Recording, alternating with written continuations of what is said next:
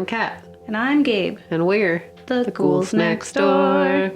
Yeah. Welcome. Yes. And we are in our representation series. So, yeah. Saying words about representation. If you missed our last one, it was great. It was about sex workers and horror films. Yeah. So all throughout this series, we are inviting people, because we are not the authority on these subjects. And we want people to be able to tell us what's going on as well. We want representation on the podcast, just like we want representation in horror films. Yeah. And yeah. And so today we are talking, so previously we have talked about Black representation in horror, briefly, just about like some of the stereotypes and some of those things. But today we're going to get a little more specific, just like before we had talked about women in horror, and then we got more specific about a certain like job that is usually portrayed by women in film. Mm-hmm. So we are going to talk about Black women in horror, and today we are joined by Ariel Taylor. Hi. Hey. Bow, bow, bow, bow. It should be. Oh, yeah. There you go. Hi. Thank you for coming on our podcast, first and foremost. You're welcome. Thanks for living in our house with us. Also, you're welcome. Yeah, Ariel, why don't you tell us a little bit about yourself, our listeners? Yeah. I am a Black woman. Woo! We did it. We did it right then. Check one for the Ghouls. It makes sense to say that since we are a podcast and you cannot visually see us. Yes. I'm a queer Black woman. I'm a media maker. Yes. I work at PhillyCAM. Yeah. I teach kids how to make television shows, and I don't know what else I do. I like to make like experimental media type things, and I like to watch a lot of documentaries, and I like to think critically about media. So I'm glad to be on the show. Yeah. You guys do that all the time. Yeah. Yeah, and I know that one of your favorite things to do is talk about like media literacy and like actually like understanding what it is that we're ingesting, like with your students, and just like the importance of like not just being, passive about the media that's around us, right? So like, what are some of the things that you instruct people to be like, so they're not a passive viewer? Yeah, I think the main thing is to question everything. So every single thing that you're watching and all the things that are happening while you're watching it is constantly just thinking about like, from the music to why they decided to cast a particular person, why they chose to release it at a particular time, thinking about who is helping to produce it. Why are those why are those producers potentially working on this film? Like, what's their aim? Or who are they connected to? Just everything inside of the frame, and even, the behind the scene things of just trying to really be thoughtful and intentional about asking why. Yeah. And it's not so much just about representation of what we're seeing on screen. It's also how people are being represented. What do they look like on screen? And then it's also like who wrote that character, who decided that character, like who's telling that character what to do, right. and who's like hitting record and who's editing that and producing it. It all plays a part for sure. Yeah. Awesome. So you are not a fan of horror generally. No, I think it could be potentially because I have never really seen a lot of POC people in horror, or those movies aren't the ones that we die. Yeah. Very soon in. I think, a big thing about media and why I love it so much is that like you make a connection, right? You easily make a connection to someone, and suddenly it's like, yeah, I watch the show every week because I see someone that looks like me, or, that person like came from a single parent household and I'm from a single parent household. Even if you can't, relate in some type of way, there's usually something there that connects you. And so with horror, it's like life is already scary. Yeah. For me most days. Again, I just have never felt a strong connection to any horror characters. I usually well, for me, I mean, I know you guys are like the experts, but when I think about it, I think of like just white, scary men. Yeah. And so, yeah. Yeah, it's not it's not a positive experience to live in horror and then to use it as like an outlet. It's like, this isn't funny. No, this it's is not a No, release. this is like real. I'm upset and stressed. I'm already scared of them most days, every day. So, Exactly. Understandably so. Yeah, and we are in this episode going to talk about some of the stereotypes that we see, some of the tropes.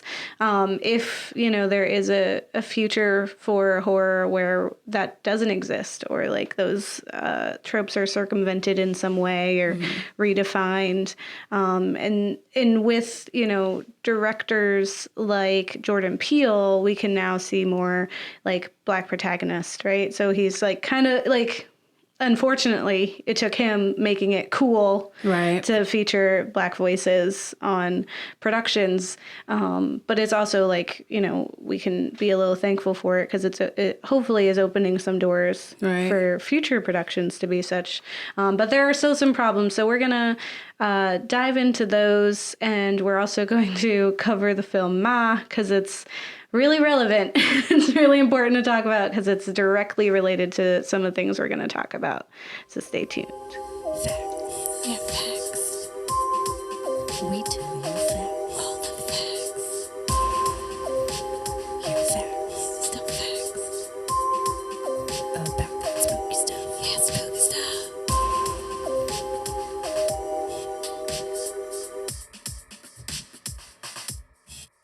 So why don't we talk about some of the horror tropes or just tropes in film? So are there any that like immediately come to mind when you think of like, what is a usual role that a Black woman will play?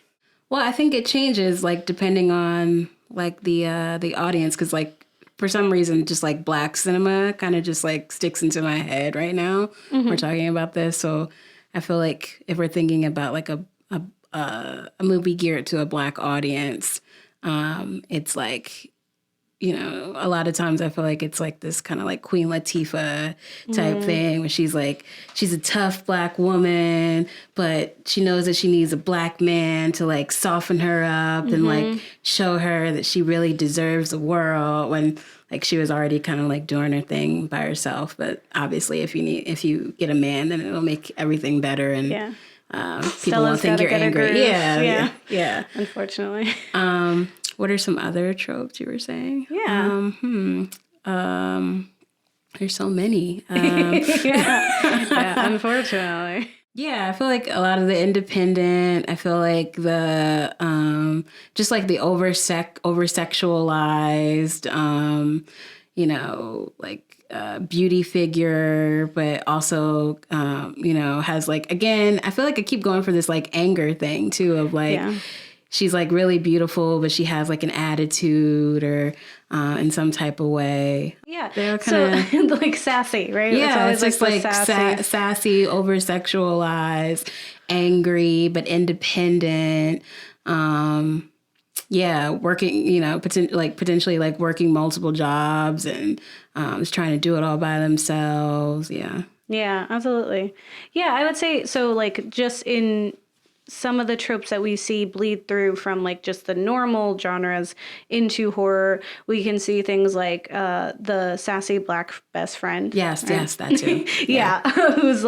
whose sole purpose is to like take care of the white protagonist. Like, Always are you asking if they're okay. Yeah. Are you okay? Are you good? Or is also like the the voice, like the one that is like championing for them, and like when their world just like completely falls apart, that's the person that they like go to is like coddle them and tell them that like life is gonna be better. Yeah, or to tell them like it is like, oh no, girlfriend. Oh, like yes, that that too. generic phrasing Yeah. of like, don't do that. Like what you, and then it's of course like if they're in jeopardy, it's because they didn't listen to the voice of reason, right. which happens to be the black character as well. Yeah. And I also feel like it makes the, like, and a lot of the storylines where they have like a black best friend, it makes them seem a little bit more cool and approachable or like, you know, like hip in some kind of way where it's like, oh, they're down to earth. They have a black best friend who usually has like a curly fro. Yeah. Typically. Yeah. It's like we can like this protagonist because they're not like, they're the white. racist white people, right? They're different because they're accepting of like, and that's not even something to be accepting of. Like, it's not like I'm friends with a nerdy girl who, which would be like suicide for your your popularity, right? But it's like literally the statement is that being friends with this black woman means that you're edgy. Yeah. It's a problem. Yeah, like even thinking, so I feel like it's going to come up quite a bit, but the Shudder documentary Horror Noir, we have Rachel True, who's in there, and she played in The Craft. And so she's like talks about a lot of her playing that, like the sassy black friend or just the black friend who's there just to take care of her. Right. And even talked about like how her character in The Craft was so different from the other ones because everyone's problem was kind of like an internal battle, right? Whereas hers was more of just literally just racism. Yeah. Yeah, absolutely. I think, The Craft, that's another one where I always kind of felt some type of way about her role because I think I ask this question to people all the time too, to like white folks. And it's just like what is your connection to your hair? Because I think like also Rachel True is multiracial. And so I think there's so many different levels there of like, she's white to some degree, right? Yeah. But then she also is like obviously the only person of color in her little like clique. And I don't remember seeing that many black people in The Craft. I don't think so. I think she's like maybe the only one. Yeah, which is why they're so racist. Did they even show her parents? I don't think so. Yeah. Because it wasn't about her. It was literally just that this white girl calls her a made up slur. Yeah. And is like making fun of her. Yeah. Yeah. I'm sorry, what was the question? Now I'm just like trying to replay it's okay. No, it's also just start, having a dialogue about like the existence of these characters, right? And how throughout like the history and what that documentary is very helpful with is to show kind of like the growth and change from some of the classic stereotypes of the woman. But even we see some of them in Jordan Peele's Get Out as well. So like if you think about like The Maid, right? Having like a maiden woman who is black, right? We have that in Get Out where the maid is black. Right. But it's interesting because I guess it's a spoiler for anyone who hasn't watched Get Out. If you haven't watched Get Out, what are you doing? It's been a while now. Come on. Also go see it. So definitely go see it. Spoilers. Yeah. Go see it. Yeah. But no, pause this entire episode because there's going to be a lot of spoilers from that film. But that she's a grandmother, right? So that's also like a weird, like we're doing that. But even her role as the black maid, right? She is still there as like a warning to him. Like she's like, no. She does that whole thing, right?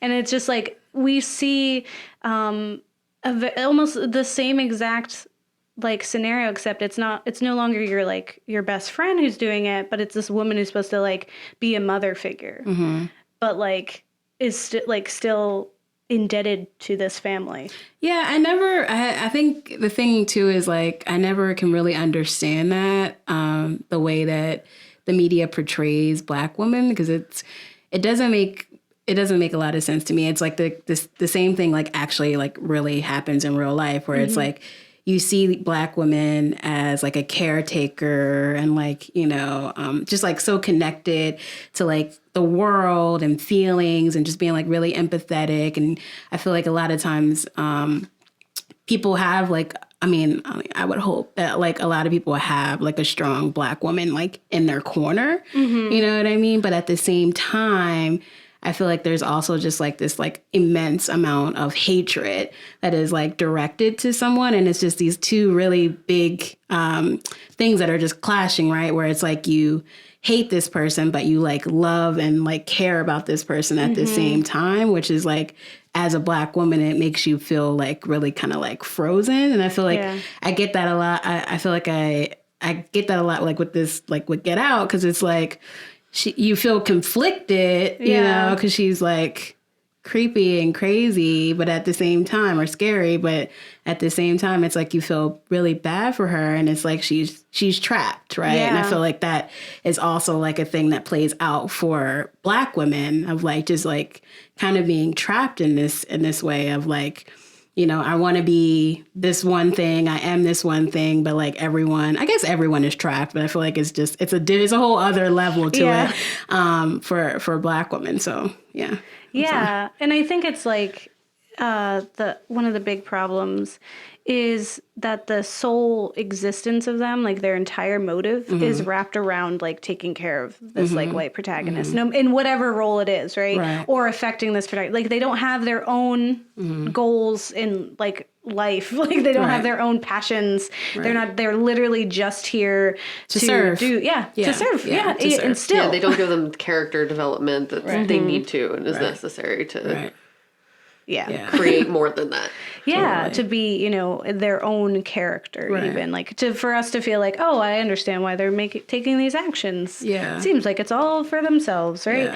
And none of that happens. But so we have like, all right, so we have like the Black best friend, we have like the mammy figure, or the woman who's like taking care of them in that maternal way. And then, like you said, there's the over sexualized version, right? So there's this idea of like the Jezebel, right? So and this also happens with Asian women as well, is that they're exoticized, I guess. Is that a word? Yeah, I think so, They're made exotic, right? It's like this other being, and it's like, and that stems directly to like racism and slavery. And Latinx. Absolutely. It's just like, oh, look at this. They're exotic and different and fetishizing. Yes, exactly. And so it becomes like their sexuality is a weapon directly, right? It's a threat to the chaste male who's like just trying to do good. And like, how is he supposed to survive? Like, how is he supposed to fight against this woman? Like, this is a Black woman. She's powerful. Of course, she's going to get what she wants kind of narrative. And it's like, you can't just like, you're either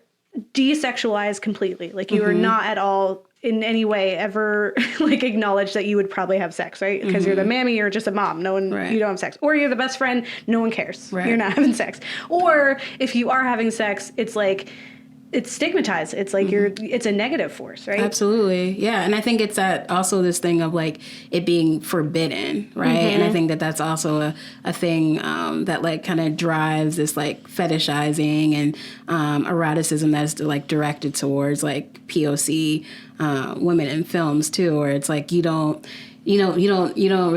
only get to see like one side of her, you know, and she's like, you know, unattainable, or there's this like mystery and intrigue behind it, which is gross. Yeah, absolutely gross. Like they just can't have their own like motives. And but that's also a thing that just plays out with women in film, right? It's like, God forbid a woman has a sex drive and wants like to have pleasure. And I would say one of the examples of like the Jezebel is Abby, which is a horror film from 1974 where there's a woman who's possessed by an African sex spirit. Right? So she's like this like the beginning, she just seems like this like cute, like beautiful woman who's like playful, but obviously in tune with her sexuality, and is like she's just a woman. She's just a person, and then she gets possessed, and then she becomes like almost like the Exorcist type level of like insane, but in regards to like sex, and it's just like, oh, she's coming from my penis. I don't even know. So whatever it is. And then there's another one that I just wanted to touch on before we kind of go into some of the problems with just like representation in film, is the magical Negro trope, which is where we have a Black character who, like you said, is there to serve like wisdom, right? They have like this weird like tap into the supernatural, or like they just know things that other people wouldn't know. An example is Scatman from The Shining. And they talked about it in Horror Noir that his character dies in the Shining film, but in the book, he did not die. And it doesn't make any sense that he does, really. Yeah, they just did it to show, well, as they said in Horror Noir, is like they did it to show that the guy was truly dangerous because then the black character died. Right. And that's the only way, apparently, Just to show that Kill him. someone is dangerous. Yeah, if they killed the black guy, then we're all like, now it's dangerous, right? But even I think it directly related to like a black woman serving the magical Negro trope is the woman, I can't remember her name right now, in Patricia Belcher from Jeepers Creepers.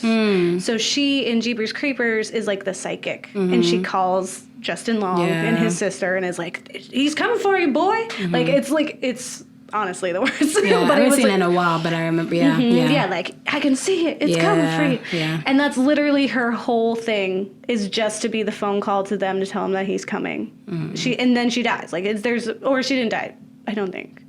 Till maybe the end. But that was literally, she was just there. I mean, I think it's a continuation to, like, again, you know, obviously, like, art represents life all the time. And so it's this thing of being disposable, right? Like, black folks, especially black women, are disposable in life and in our world. And I think, it's a clear representation of that. It's like, you served your purpose, we've used you for this, and now there's no need, you know.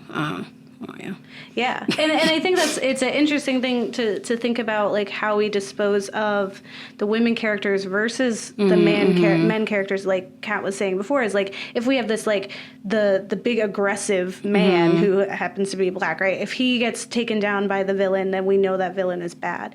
But when we take down like the black woman, it's kind of just like this like it brings us all down to a level of like, oh, we lost this person and we should have cared about this person. And like that, it's more of an emotional thing of just, but even still, like not. Yeah. It's just like, Because they don't get, because it's who's making the films. They're not giving us enough character development to care deeply about anyone other than the main white protagonist. Yeah.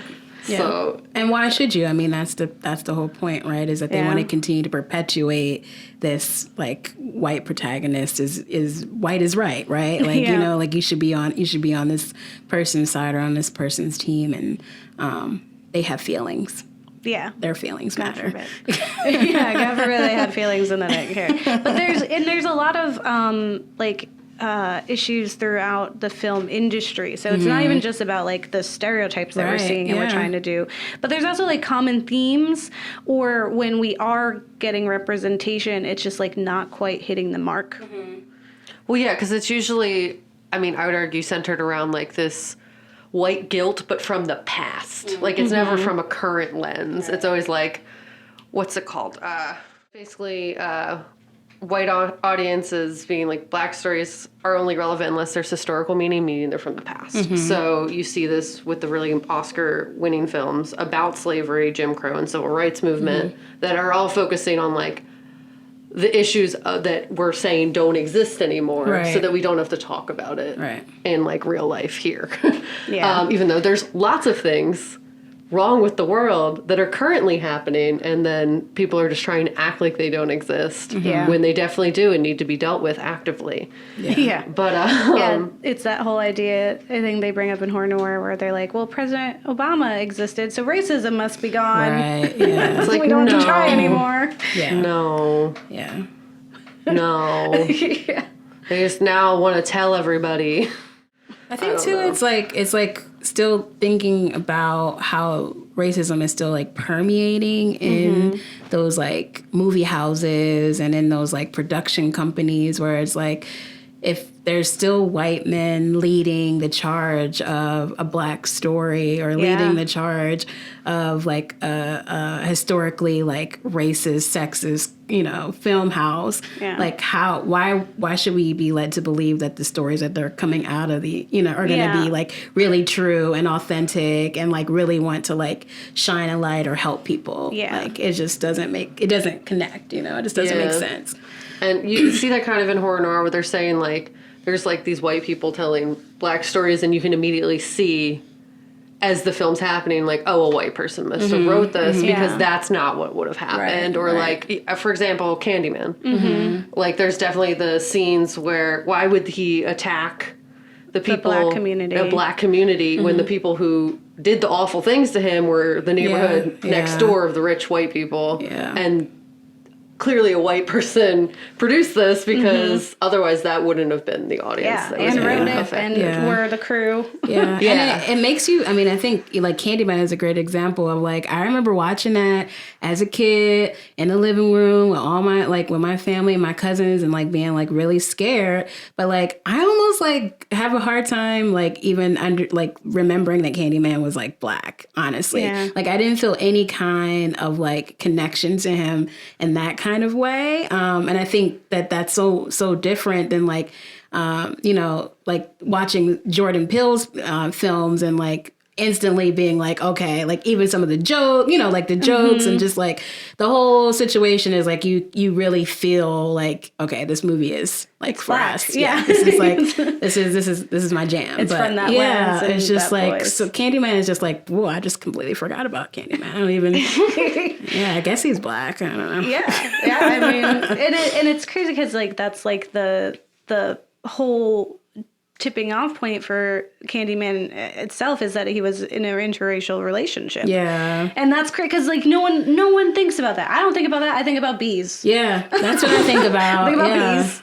And then it's like, then the scary like words and stuff. yeah, like it's just literally just a culmination of every urban legend I've ever known, which is scary. And then it's like on the backdrop, it's like, oh, also, did you think about like racism? And I'm like, I haven't in a minute, but thanks. I guess. And why too? I feel like that makes it easier for white audiences too, is they always throw in the interracial, you know, dating. It's like it makes it a little bit softer for them to be able to kind of like take things in. So And if you think about it, like of a white director trying to like ease the white guilt by making a film about these issues and making one good white person or one white person save the day. Yeah. So you have, or like the savior white person, which is something that just is so upsetting of like the nonprofit world and like AmeriCorps. Like from my own experience, like they made us go to a workshop that was like, hey, when you go somewhere and you're offering help in quotes, you should ask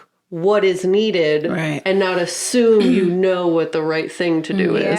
So you see like the white savior in The Blind Side. Or I hate The Blind Side. I never even watched it because I saw the commercial and I was like, gross. No. That looks gross and I don't want to experience it because it's just like, who are you to think you're going to help this guy?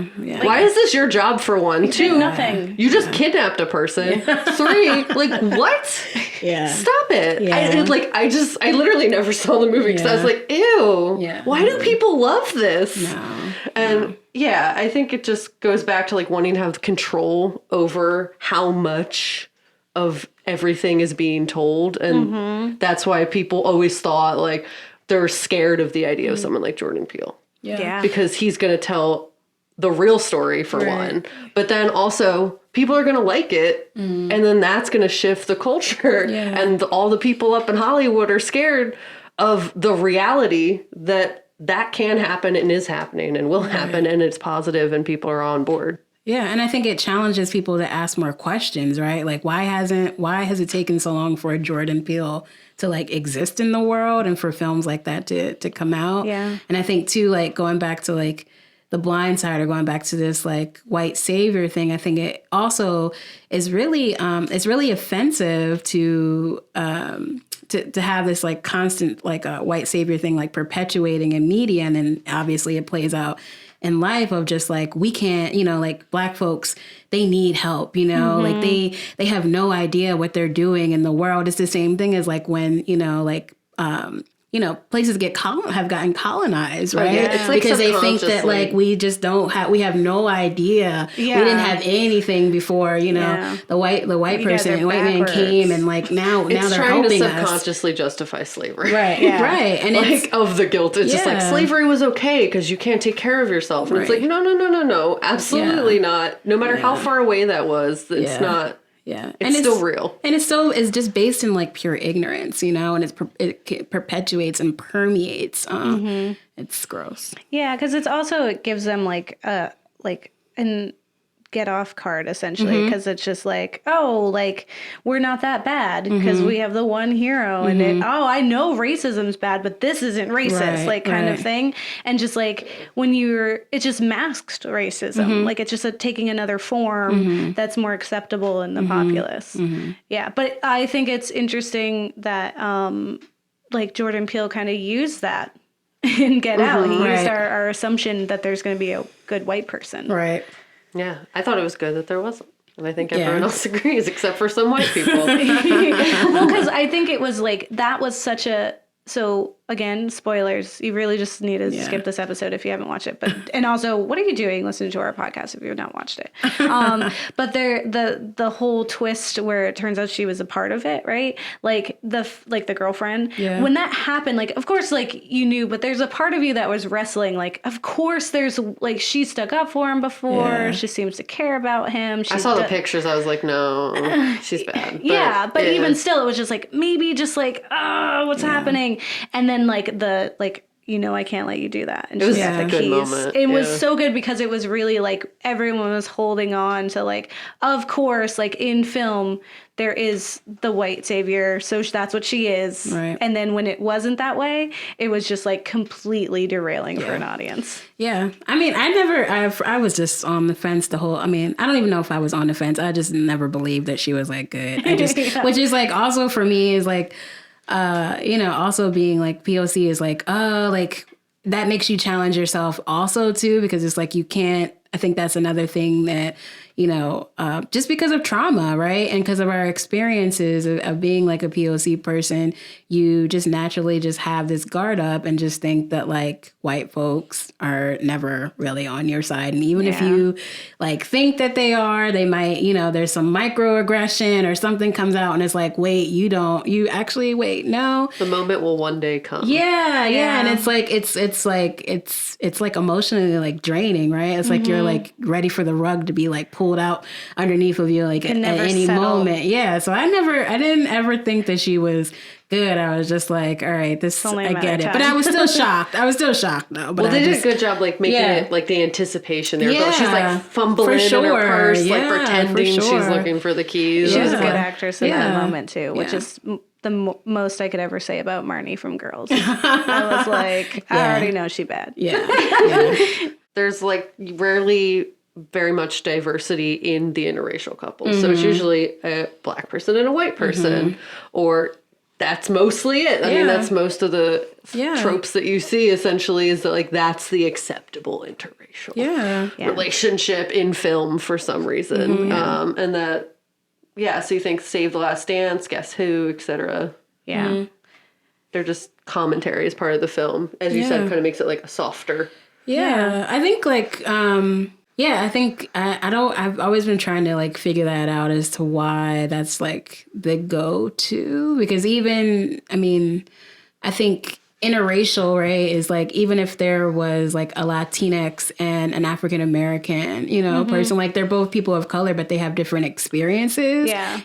Like there's so many different, when you say Asian and Asian folks, it's so vast. There's so many different inside of that like why don't we ever like see that? Like they just They're clump the largest population. like what Japanese is with Korean, Indian with Chinese, you know? Yeah. And even when it comes to like gender, like, okay, so we typically see like a white woman and a black man, but even I get even excited and like I'm like, okay, at least they're trying to mix it up a little bit when it's like a black woman and a white man, you know, like what is that about? Like why don't we see more couples like that as well on television and in media?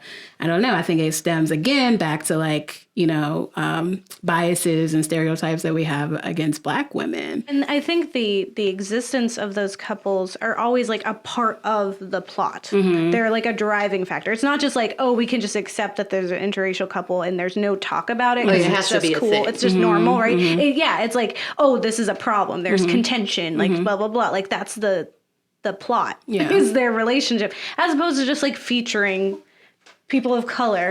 I thought it was interesting, and this will maybe be the only good thing I'll ever say about Midsummer, is just being frankly honest here, is that there's an interracial couple in it, and they're both people of color. Yeah. And I was like, but like different people of color. They Like, both, spoilers, die really they early both die. into the film. They're the first people who die. it. They are the first people who die. And besides, like the old white people, again, spoilers. Just don't watch it. Don't watch that one. Watch Get Out. Do not watch Midsummer. I met someone who liked it, and I was just like, I don't know what to.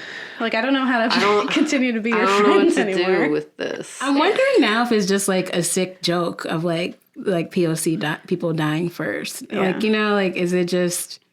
Or is it just tradition? Is it like, you know how you have like a 3-story like set, like is that just like part of the structure and writing that and was then like at this point this they has to die. happen or else this does not qualify as a horror film, you know? Like is that like part of It's it? diverged from dying first, so they just have to die at some Yeah, point. they can't live. All right. Because then you give that whole like hope, and then you take it away. Yeah. Yeah, well, I think it's that they are just cannon fodder, right? So that they don't matter. So they don't matter. And so they could just be thrown out. And because we just need numbers, right? When we're in a slasher film, we need numbers. And they happen to be the bodies that can create those numbers. Or they do that role of like, if we take down the bad black man, then look how bad this white serial killer is. So strong. Yeah, but that's not always the case. We do have black characters who live till the end. Yeah. So it has happened. And it honestly, Like The Thing. Yes, like The Thing. Who is it in the shark one? Who is that? The one Shark with movies? Deep Blue Sea? Is that Is that Deep I Blue don't know. Sea?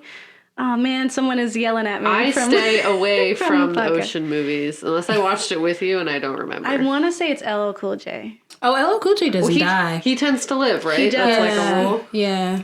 But he's LL Cool J. Yeah, like how are you LL gonna kill Cool him? J Yeah. can't die. He has like really crazy muscles and stuff. It wouldn't make sense. How would he die? How would he? Well, because I'm pretty sure. Oh, Deep Blue Sea. Yeah, he definitely. Look He's the at chef. you. He lives at the end. LL Cool J. Films. Yeah, films. Yeah, films. We watch some films. Now let's talk about those films. And all that spooky stuff. And all that spooky stuff.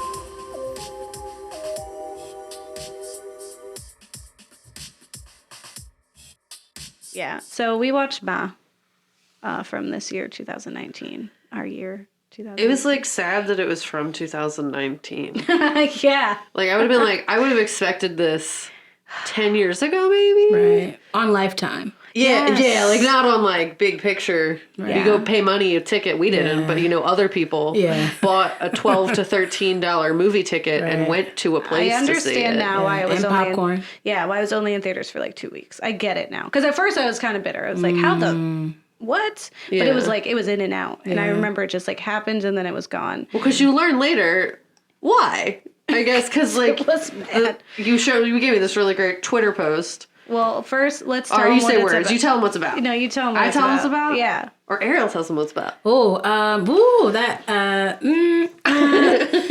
You guys can tell them, and then I can just add in. Just read the synopsis. Okay. Do your radio voice. No, I can't. All right. Thank you. You know I'm getting old, so you're blowing it up. I'm only helping you. 32. All right. A lonely woman befriends a group of teenagers and decides to let them party at her house. Just when the kids think their luck couldn't get any better, things start happening that make them question the intention of their hosts. Do I need to read who it's directed by? Yeah, it's Tate Taylor, screenwriter Scott Landis, and Tate Taylor is the writer and director of The Help, which is an important part of this entire film. Yeah, well, because as I read the article, it's from Mammy to Ma. Yeah. So you have the Mammy character from The Help, and then you have Ma, who is trying to also do that. Yeah, and so it stars Octavia Spencer, who is also in The Help, and she's literally playing a very similar role, but they try to turn it and make her the villain, because in The Help, she's like, she's this. She's the help, and in this, she's the help again. Yeah, and I don't understand. You said that you think that she wanted to be in this role, right? Yeah. Which is like, that's another thing that always happening to like Black women in films is they get like typecast. I mean, it happens to everyone, but it's like, if you watch an Angela Bassett movie, she's going to be like one of three things. You know what I mean? Like Angela Bassett, I guess, is like maybe not the best example. Like, what's the girl that's like married to the basketball player? Gabrielle Union. Yeah. She's always the same. Yeah, she's always the same, right? Oh, yeah, she does play Gabrielle Union and Kerry Washington. Yeah, Kerry Washington. They're always the same. Kerry Washington or Gabrielle Union is usually like this like super like stuck up black chick who like maybe owns a business or is like running her own thing, and then like there might be some kind of like love interest in there, but like why would Octavia, like why would she want to continue to perpetuate that? Yeah, like I thought. So it was originally, the role was of Sue Ann, which is not a name I would have ever thought Octavia Spencer would dub. Was originally written for a white actress, and he modified the script, Tate Taylor, to suit an African American woman after he showed it to Octavia Spencer, and she showed interest. So, and I don't know what they were trying to do. And whatever it was, they did a bad job. No. Of whatever. There wasn't a lot of like cultural like references, I feel like, that would make me feel like she was actually a Black woman. Yeah. You know what I mean? Like I could tell it was like it wasn't right. It was like a white guy trying to make it like there was like subtle things that just seemed like they were cringy. So like even just like spoilers, don't watch this movie, it's fine, we watched it for you. Is when like she says like there's only room for one of us and then paints the Black boy. Like no, who was saying that? No. Who was doing that? If anything, she would have let him go. She would have left all them little white kids. She would have did something to them, but she would have let the little Black boy go. Yeah. You know? There's a lot of threads that were missed and not really talked about, like her clear Munchausen by proxy. There's just a lot that honestly, it was a bad movie. And even if you didn't put race into it and it had just featured the white lady, right? It still would have been a bad movie. Like, it's not totally good. Very predictable. It just was like, made worse. I feel like I've seen it before in some other... Because it's 7 other movies. Yeah, it's just like, it wasn't very original. It was cringy just the whole way through. The characters weren't especially like believable or likable. They didn't get like much development. Like you were just suddenly in these situations. But why did they have they had some pretty decent actors in that? That's what I don't understand. Like, why were they all what on are you board? doing? Yeah, Why? like did they just were like, was this just something fun, like a fun summer camp like kind of movie that they like helped out on? Or I don't get it. It's weird. Yeah, I think so. One of the telling things about this film is that there's a tweet by MIQL. That's Twitter user. And it says, just a heads up on the hashtag Ma movie cast and crew, quick IMDbing and Googling, right? And so it has like these emojis alongside what the roles are. So as lead, and it has a Black woman. Supporting cast, it has a bunch of white people, 1 Black boy. Then writers, 2 white guys. Director, white guy. Cinematographer, white lady. Editor, I'm guessing is an Asian woman. Producers, 3 white men. Hair and makeup, there's 2 Black ladies in there. And then just a bunch of white people. Music is white people, and it takes place in Mississippi. They also forgot the daughter, but that's... They did, yeah. I also didn't really like Octavia's hair in that movie. I'm just throwing that out there. Like, it was just very wiggy. And I just hate seeing Black women just wear very wiggy especially if there was some black, hairdresser. This is why. Why'd you do that? And also it was a point of the film too, like that he complimented her hair and that she was always fixing her hair. Like it definitely was trying to say something, but it was not saying any. It was saying bad stuff. It was saying everything bad.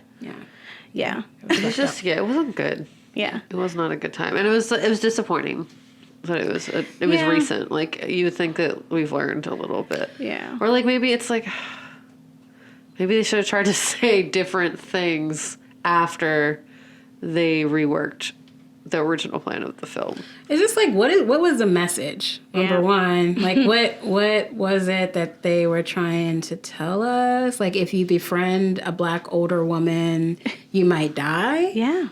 Or like, not all black older women are bad. So make a friend today. You know? I know. They'll let you party in their basement. I know. What were they trying to tell us? Yeah, and it was just a very strange, like nothing interesting happened, nothing surprising happened, nothing meaningful happened. It was weirdly paced. It was just a bad made film entirely. Yeah. Like there just was nothing, and then it was just like further crippled. Great shots either. Yeah, it was just further crippled by having a black woman, because then it does feel like you're making commentary on specifically black women. Right. And then it also is like, it speaks to like, I don't know what the longest, like box office winner is of having a leading black woman in a role. But like, that also says something too, where it's like, we can't even, we can't carry a film. We can't carry an award-winning film that everybody, wants to come out and see. Like that's the reason why I'm just rambling now, but I just am really baffled as to why Octavia even said that she would be in it. Did she not read it? Like, she was surprised.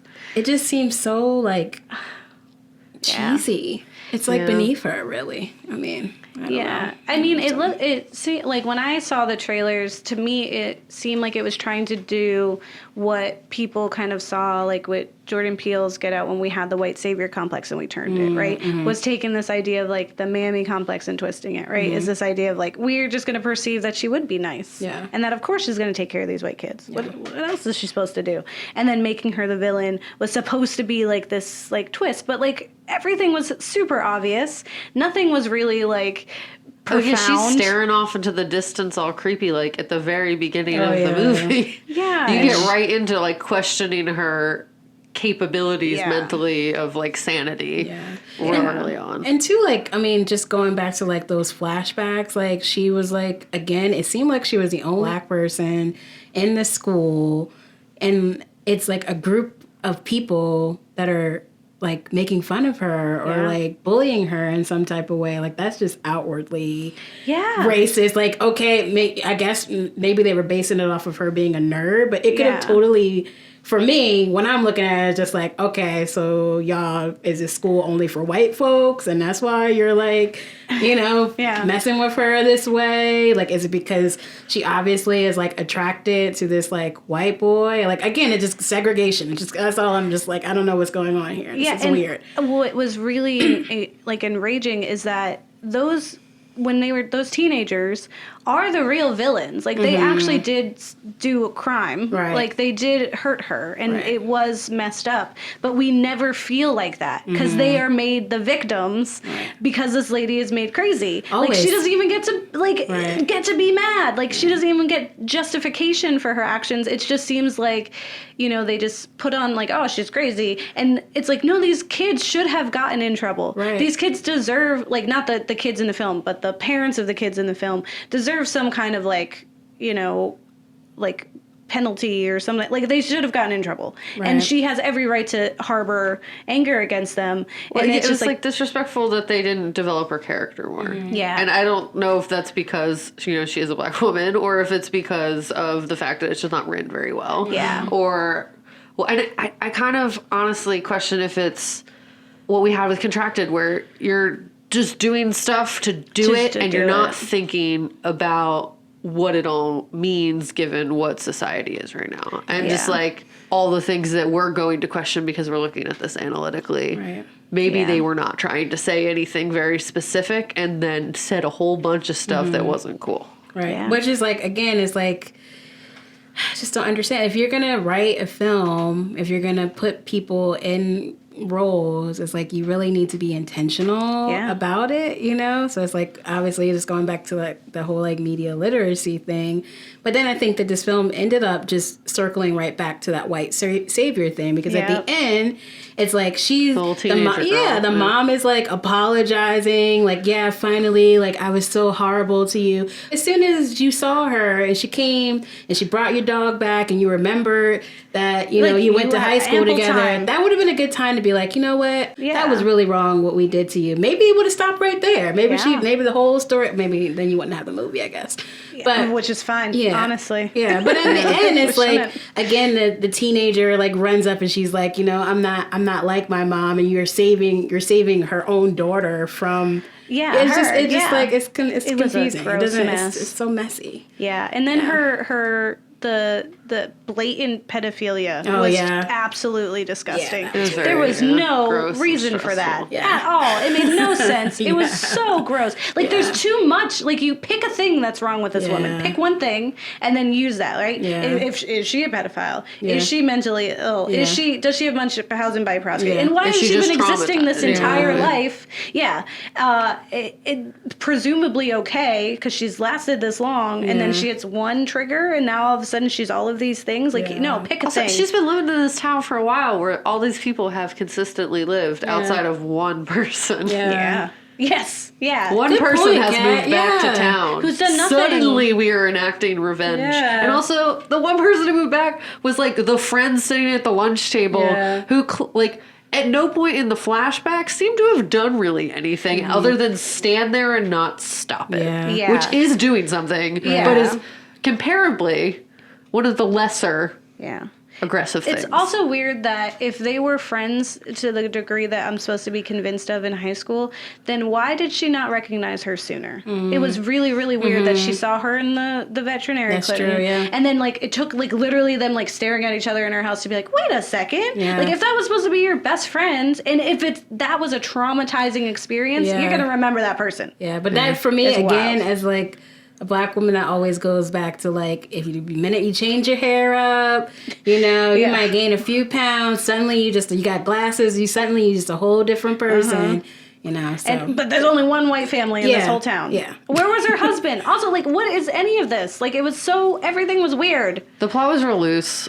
I feel like... What plot? They just weren't thinking about the context of what the world is right now, and that's not acceptable in the world that we live in right now. You're gross. Taylor... You get a thumbs down. 2 of them.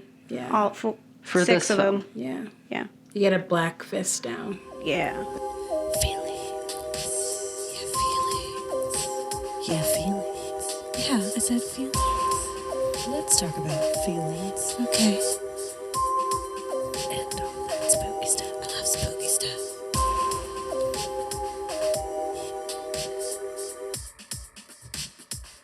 All right, so if you like it, it's not the mama. It's so funny to me every time. And if you don't like it, it's not today, because she said a lot was attitude every time. I'm not. And then she did it. Then she did the thing. She was like, I'm not that. And then she was that. Yeah. So it's I'm getting whiplash here. I will say that I do say not today a lot, but it just annoyed me that she was saying it too. Take those words out your mouth. All right. So for the topic of how Black women have been represented in horror film, because I feel like I don't know if we found a single, we didn't really talk about ones where there's good, because there's also, I have never seen the one that's mentioned in Horror Noir, but the one with Jada Pinkett. Which one is it? Yes, I know what you're talking about. Demon Knight, I think it is. That's the one with the guy from The Mummy. Yeah. And Demon Knight, she's the last girl, or the final girl. So she's the one who survives at the end, Jada Pinkett. But we didn't watch that, so I can't say if they did a good job or not. Did you ever see the one that Angela Bassett's in? She's like a vampire. So good. She's just Vampire obviously Brooklyn? playing into it. Yeah.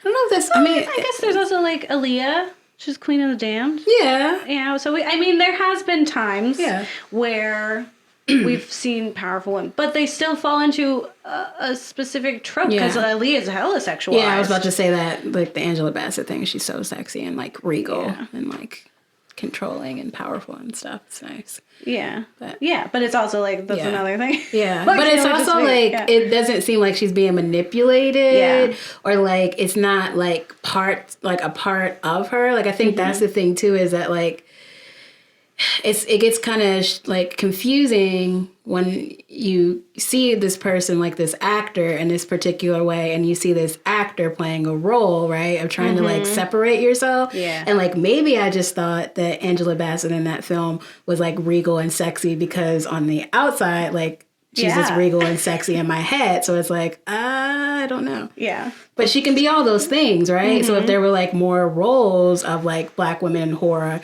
who like personified all these different parts of like a Black woman, then maybe, you know, there would be more of a connection. I think that's the thing that's like also lacking, is like we don't see real Black women. We see like Black women written by like white men or Black men, you know. Yeah. We also didn't talk about Us, Jordan Peele's other film, which is it's a Black family, right? So we get to see Lupita, and but I didn't see that yet. Us is very good. Yeah, it is. That's what everyone's saying. It's good. Like, don't question it too much because it's not trying to say as much as Get Out did, but it's just a good time. Yeah, and Lupita does a really great job. And what I think is great about Us is that the film isn't about racism, right? The film is more about like classism, honestly. But it's just that it just happens to feature a Black family, right? And that's not the thing. Like, they're proud and they are very like, she's not wearing Octavia Spencer hair in that film. Yeah, they're just being very true to natural. themselves, but it's just a film about it, you know? The dad is wearing a Duke sweater. Like, there's just like, they are very proud, but it's also like not the commentary that's being made. So with that, it's like kind of relieving to just be like, oh, we get to just enjoy and see like a Black family, and it's nice. Yeah, I know. I make this point all the time too about like, obviously Bill Cosby, we know, right? But like, I ask my students all the time, like, when was the first time that you felt represented in the media? And like, that's my like straight go-to is like the Cosbys and, oh my God, Rudy. Yeah. Like, that's the first time where I was like, oh my God, like that's my person. Like, I know we're the same. And I think like, even though I haven't seen the film, Us, I think that is something that I'm always consistently like asking for. And I think it's why I get frustrated a lot of times when I'm watching specifically movies that are featuring like a full Black cast or a predominantly Black cast, where it's like, why can't we just be how we are? Yeah. Like, why do we have to do all these extra things? Like, why can't we just like go into the family and just like, we're just already in it and we kind of are feeling a part in some type of way, where it doesn't have to be like a huge build up or we have to give all this like ton of information. It's just like, they do that in white films all the time. They don't give us their whole like spiel. They or just we don't, are here. Yeah. This is just a thing. Like, cause Black people just exist and they just have families and you're just going to see where the story goes. Yeah. And I they think just live that's life. the difference that we see in Ma, where they did it wrong because it's not a realistic portrayal. It's written by a white man telling this story and just putting a Black woman in that role, instead of like, we're with Us, it was like true portrayals of like just being human. Yeah. You know, we're here. Yeah, it was beautiful. All right, so how about for Ma? What is our rating for Ma? Whatever the Not bad today. thing was, so not today. Not today. Not any day. Yeah. No one do it. Don't watch it. We watched it for you. Yeah, No, it's Ma. trash. No, that is the mama, and I don't like her. Yeah, it's trash. Just to say the least. I'm sorry. so mad about it. No, I'm just like, I'm sad. Yeah. Because I know that I shouldn't have been hoping and that I really should have just known better. And like, yeah, whenever you bring it up, people are like, oh yeah, you're gonna watch that? You're gonna see that? Even reading that like article, like talking to Ashley Blackwell, she was just like, not that film. And I was just like, just gonna go in and give it the benefit of the doubt. Yeah, no, Never it's bad. again. I feel bad for Octavia. I feel really bad for her. And I'm still just puzzled as to why she thought that was going to be a good move for her. And yeah, we don't need any more films of you doing that. being subservient to white people Yeah. And or black men. Yeah, whatever. yeah, whatever it is. No, we don't none need of that. it. Yeah. We're like, who's her publicist or her agent? Yeah. Let's call them. Yeah. What are you doing? Not today. Ariel, thank you so much You're for welcome. joining us and telling us like how it is, letting us get an idea from your perspective. It's super helpful. Thanks. You're And great. I We hope love our you. listeners feel Never leave our house educated on ever. it. Yeah, if anyone has any questions about this topic or wants to pick our brains or Ariel's brains, just go ahead and send us an email at theghouls@gmail.com, and we will be sure to get it to Ariel so she can answer for you. 'Cause she's got a lot of really good nuggets. Yeah, Yeah. sure. You do. It is awesome. This is You're really great good. and smart and know that. So don't get Don't get married. married. They'll eat your kids. Yeah. Or they go over to a lady's house that they shouldn't. Like, that's just right there. The kids Just should don't be go in to trouble. strangers' basements. I just feel like that's fair. Except we invited you into that every time. Except we directly We're not invite- old people who are giving you beer.